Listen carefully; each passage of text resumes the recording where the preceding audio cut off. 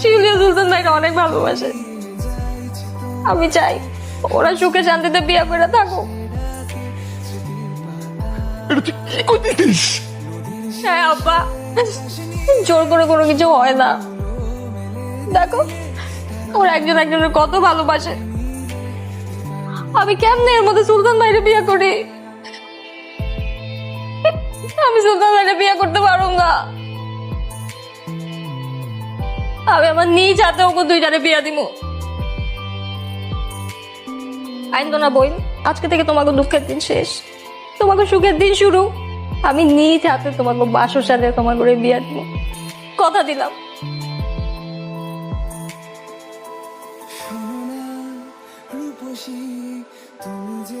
সব কিছু স্বপ্নের মতন মনে